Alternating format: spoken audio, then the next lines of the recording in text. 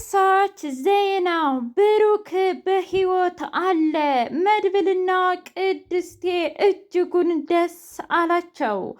ዝና በመለቀቁ ዳጣና ሞገስ የሚገቡበት ጠፋባቸው። በፍርሃት ሽንታቸው ሊያመልጣቸው እያለ ይገኛል። ዳጣ በፍጹም ከዚህ በኋላ ዝና ወይ ካልሞተ ወይም ደግሞ ድጋሚ ካልታገተ በስተቀር በፍጹም ወደ እናንተ አልመጣም ብላ ግግም አለች። መድብል እባክሽን ያለው እኮ ምንም ችግር የለውም እያለ ቢለምናትም እንኳ አይ በፍጹም አላደርገውም ብላ አለች። ምሳሌ አባዬ የት ነው ግን? አባዬ ምን እየበላ ነው? ምን እየጠጣ ነው? ደግሞ ስለምንድን ነው ትክክለኛውን ነገር የማትናገሪው? አንቺን ስጠይቅሽ አጎትሽን ጠይቂው ትይኛለሽ። አጎቴን ስጠይቀው ደግሞ ቅድስቴን ጠይቅ ይለኛል። ቆይ አልገባኝም። እንደዛ ለሽ አጎትሽ ያብዬን ወደምዬ አሉ። እሺ ለማንኛውም ግን አባትሽ በጣም ደህና ነው። እሺ አሁን ወደ ክፍልሽ ሂጂ፣ እኔ ምግብ መስራት አለብኝ ብላ ቅድስቴ በሀሳብ እልም አለች። እናም እያንዳንዱ ነገር ብሩኬ ጉድ አደረጋቸው። ደስ የሚለው ከዚህ በላይ ብሩኬ በህይወት መኖሩና እንዲሁም ደግሞ እነ ካሌብ ሙሲሳን ዝናንም ጭምር በፍጹም እንደማይፈራቸውና ባደረገው ነገር ደግሞ መቼም ቢሆን እንደማይጸጸት የስንት ሚሊየን ህፃናቶችን ህይወት እንዴት ሁሉንም ነገር ነግሯቸዋል። እና እናንተ የምታመጡትን ቅጣት በሙሉ እቀጣለሁኝ። እናንተ ሁሉም ቦታ ልትሆኑ አትችሉም። ምክንያቱም የእውነት እናንተ ሲኦል ወይም ገነት አሊያ ደግሞ ፖሊስ ጣቢያ ወይም ሆስፒታል ልትሆኑ አትችሉም። እናንተ አንድ ናችሁ። እሱም ደግሞ የማትረቡ ወንጀለኞች እና እናንተን በፍጹም አልፈራችሁም። እያንዳንዱ ነገር ለህግ አካላት አሳውቄ ሁላችሁንም ነው የምከናንባችሁ ብሎ ብሩኬ ሁሉንም ነገር ተጋፈጣቸው። መድብል ዝና ባመለጠበት ነገር እጅጉን ተጨንቋል፣ እጅጉን ተናዷል። ይገርማል፣ እንዴት በዛች ተልካሻ ስልክ ምክንያት ሊወጣ ቻለ? ቆይ እንዴት ይሄ ዝሆን የሆነ ሰውዬ እያለ ከሞገስ ጋር ማውራት ጀመረ። እኔ ምልም ሞገስ ከዚህ በኋላ ተስፋ ቆርጫለሁ። ምንም ነገር እኮ ያገኘነው ነገር የለም። እኛ ምሳሌን አስለቀቅን፣ ዝና ደግሞ በገዛ ፍቃዱ ወጥቶ ሄደ እንጂ ሌላ ምንም ነገር እኮ የለም። ተረጋጋ መድብል። እንዴ አንተ እንደዚህ ተጨናንቀህ እኛም ከተጨናነቅን ምንድን ነው ትርጉሙ? እስኪ ንገረኝ፣ አልገባኝም። ስለዚህ አንተ ጀግና ሆነህ አንተ በርትተህ እኛንም ልታበረታቷን ይገባል፣ እባክህን አደራህን እያለ ለመነው። ዳጣዬ እኔ በፍጹም ዝና ምንም አያደርገኝም፣ ትሰማኛለህ?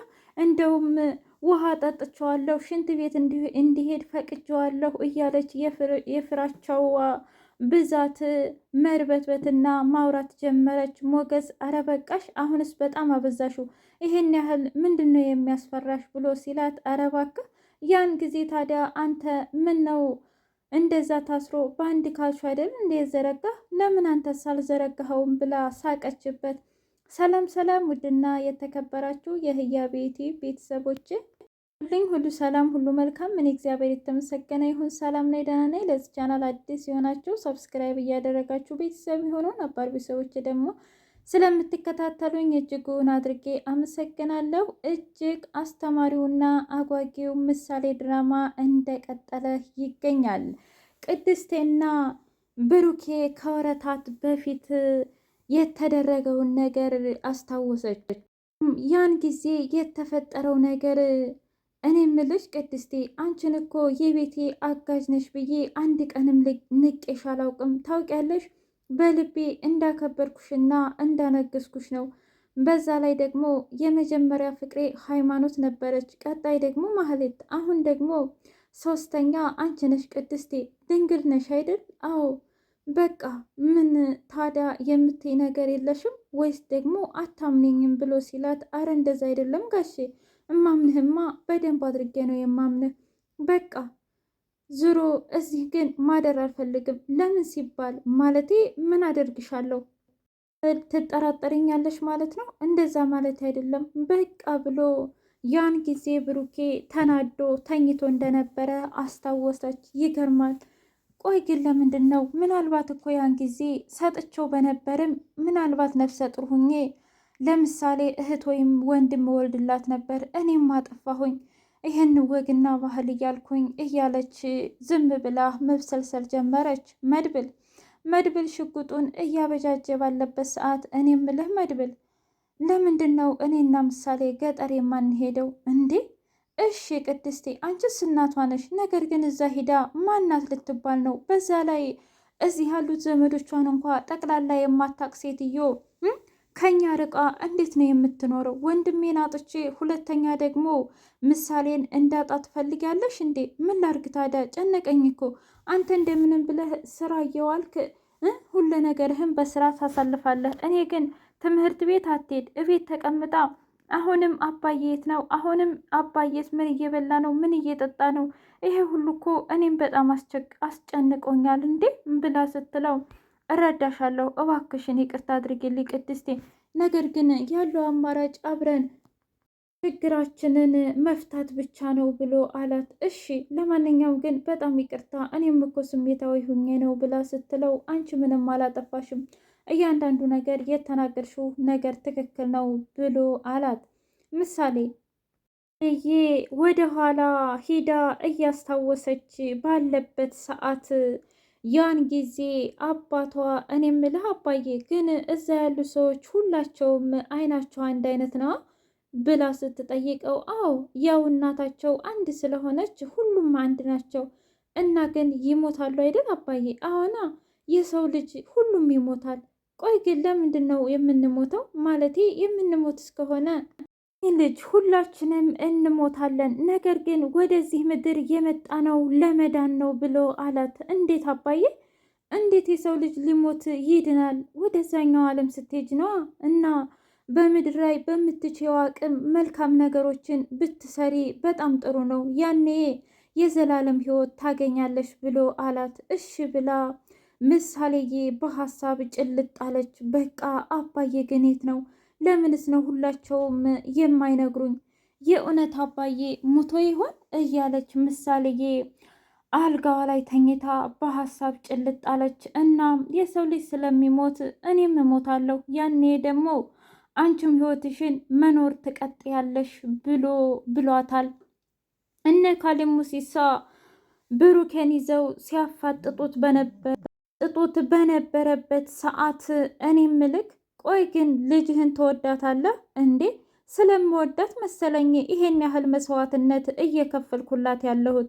እና ታዲያ ለምንድን ነው ቤትና መኪና አለህ? ታዲያ እሱን ሽጠህ ለምንድን ነው የማታሳክማት ብለው ሲጠይቁት መኪናዬን ሽጫታለሁ እና ሁሉንም ነገር አድርጌበታለሁ። ነገር ግን ቤቴን ደግሞ ለልጄ ቀሪውስ ማስቀመጥ እፈልጋለሁ። ለዛ ነው ይኸውልህ፣ ስራውን ግን እንደምንም ብለህ እዛ ማድረስ አለብህ። ካልሆነ ግን የህይወት ዋጋ እንደምትከፍል ታውቃለህ አይደለም ብለው ሲሉት ችግር የለውም ሁሉንም ነገር እከፍላለሁ አልኳቸው አይደል እንዴ? ተማምነን መሰለኝ ስራውን የምጀምረው እና እንደዛ ከሆነ ዝናን ታውቀዋለህ ብለው ሲጠይቁት አይን ፍጥጥ አለ። አዎ ትሰማኛለህ፣ ትልቁ ሰውዬ ካሌብ ሙሲሳ ይባላል። ሁለተኛው አለቃችን ደግሞ ዝና። ይህ ፊልሚያውን የምትገጥመው ከሁለቱ ጋር ነው። ስራውን በስነ ስርዓት የማትሰራ ከሆነ ቤተሰቦችህና አንተም ታልቃለህ ብለው ተደራድረው እንደነበረ አስታወሰ ዝና። ወይኔ ያበበ ደመሳ ልጅ እንደዚህ ሁኜ መቅረቴ እያለ ፊቱን በመስተዋቱ እያየ በጣም ተናደደ። እናም ማህሌት ትደወለችለትና አንቺ የማትረቢ ቆይ ግን ለምንድን ነው የምትደውይብኝ እንዴ? ደህና ነህ ልልህ ነዋ፣ አመለጥኩ ልልህ ነዋ። ትሰሚኛለሽ?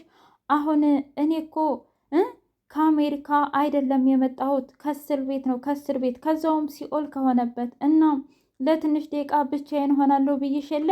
ስሚ ደግሞ ያቺ ኤፍራታ አለች አይደል? አዎ አለች። ስለዚህ በደንብ ተዘጋጁ በያት። ለምኑ አላቅም፣ ብቻ ግን ቆንጅዬ ገመድ ይዘሽ እንዲጠብቅኝ በያት ብሎ አለ። እና ምን አለሽ ዝና ብላ ስትላት ገመድ ፈልገሽ ጠብቂኝ ብሎሻል ሲመስለኝ ሊያንጠለጥልሽ ነው መሰል አለቻት። ምን ማለት ነው? ይህን ያህል ሞት ምፈራ ይመስልሻል እንዴ? ለምንድን ነው የማትፈሪው? እስከ ዛሬ ስትንቦቀቦቅ ያልነበር? ትሰሚኛለሽ ማህሌት፣ እንደውም የዚህ ሁሉ ችግር አንቺ ነሽ። ብሩክን ባትፈችው ኑሮ እኔም እዛ አይነት ጣጣ ውስጥ አልገባም ነበር።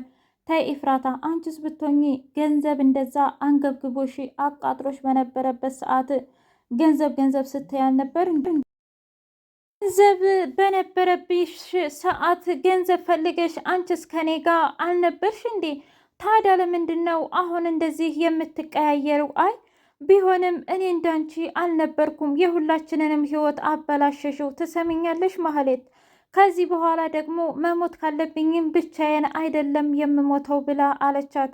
እና ታዲያ ማንን ነው? እሱን አብረን ብንጠብቀው አይሻልም? ትሰሚኛለሽ? አሁን ዝና ወጥቷል። ሁላችንንም ነው የሚገለን። ምን ነው አንቺን የሚተውሽ ይመስልሻል? ብላ ስትላት እኔማ ከዚህ በኋላ በቃ ከካሊብ ሙሲሳ ጋር ከሆንኩኝ ምንም አልሆንም እና አታስቢ ኢፍራታ። ኧረ እባክሽ ትሰሚኛለሽ? የብሩክን ህይወት አበላሽተሽ ወደ ዝና ተረማመርሽ። ዝና ደግሞ አልሆንሽ አለ። አይ ዝናን በወደውም ብፈልገውም እንኳ እሱ ግን አይፈልገኝም። አሻፈረኝ ካለ ደግሞ እኔ ማህሌት የማይወደኝንና የማይፈልገኝን ወንድ ስለማመጥ የምኖር ይመስልሻል? ነገር ግን ከካሊብ ሙሲሳ ጋር ዓለምን መዞር እፈልጋለሁኝ ብላ አለቻትም። በጣም ጥሩ፣ የእውነት እንደዛ ከሆነ እቅድና አላማሽ ያሳካልሽ። እኔም ደግሞ ሞትን ከሆነ ቁጭ ብዬ እጠብቀዋለሁኝ። ጥሪው እንደውም ምንም ችግር የለብኝም ብላ አለች። ዝና ለካሊብ ሙሲሳ ደውሎ የት ነህ ሲለው ለአንድ ሳምንት የለሁም፣ አንተ ያበላሸኸውን ነገር እያስተካከልኩ ነኝ ብሎ አለው። በጣም ይቅርታ፣ እውነት ለመናገር ይሄ ነገር ይፈጠራል ብዬ አስቤውም አልሜውም አላውቅም ነበረ። ነገር ግን አሁን ልጁ መወገድ አለበት ብሎ ትዕዛዝ ሰጠ።